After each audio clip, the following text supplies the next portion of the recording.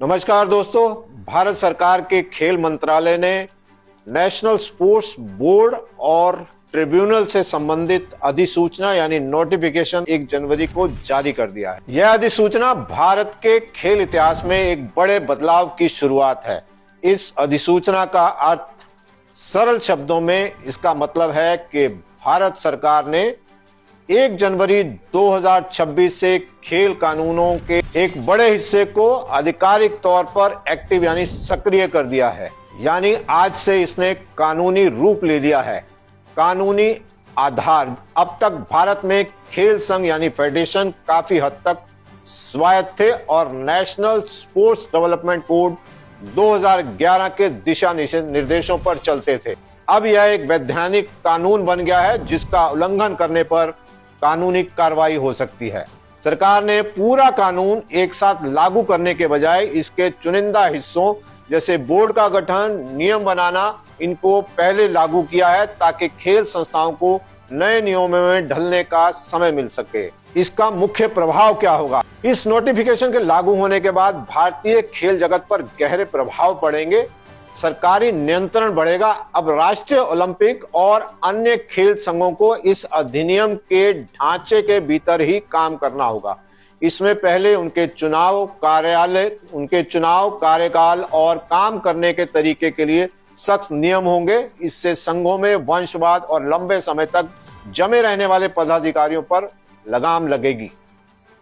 दूसरा है राष्ट्रीय खेल न्यायाधिकरण यानी नेशनल स्पोर्ट्स ट्रिब्यूनल का गठन।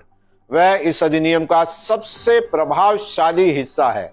अब खिलाड़ियों और खेल संघों के बीच विवाद जैसे चयन में पक्षपात, अनुशासन या डोपिंग के मामले साधारण अदालतों के बजाय इस विशेष ट्रिब्यूनल में सुलझाए जाएंगे।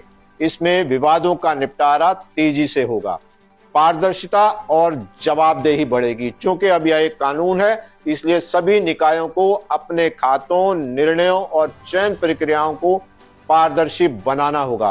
वे सूचना के अधिकार यानी आरटीआई का हिस्सा या इसी तरह के जवाबदेही के दायरे में मजबूती से आएंगे। खिलाड़ियों का कल्याण यानी एथलीट वेलफेयर। इस अधिनियम में स्पष्ट रूप से खिलाड़ियों के हितों की रक्षा की बात कही गई है। चयन प्रक्रिया में निष्पक्षता और एथलीटों को मिलने वाली सुविधाओं के लिए अब संघ सीधे तौर पर जिम्मेदार होंगे। अंतरराष्ट्रीय मानकों का पालन भी करना होगा। यह कानून भारत के खेल प्रशासन को ओलंपिक चार्टर के करीब लाता है। इससे अंतरराष्ट्रीय स्तर पर भारत की छवि सुधरेगी और वैश्विक खेल आयोजनों जैसे ओलंपिक की मेजबानी मिलने के लिए संभावनाएं बढ़ेंगी। संक्षेप में अगर हम इस पर कहें तो इस अधिसूचना का मतलब है कि अब खेल संघों की अपनी मर्जी नहीं चलेगी।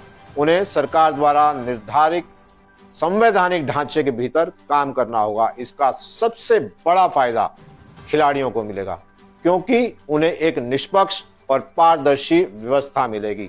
तो आज से ये कानून एक नोटिफिकेशन के जरिए लागू कर दिया गया है और सभी खेल संगठन, नेशनल स्पोर्ट्स फेडरेशन और इंडियन ओलंपिक जैसे जो संघ हैं वो इस कानून के दायरे में आ चुके हैं और इसी के अंतर्गत जो है वो सभी को काम करना पड़ेगा। जैसे जैसे इस पर कार्य होगा, जैसे जैसे और इम्प्लीमेंटेशन होंगे, वैसे वैसे हम आपके लिए पूरी जानकारी लेकर आते रहेंगे। अगली वीडियो तक के लिए मुझे इजाजत दीजिए। बहुत बहुत शुक्रिया।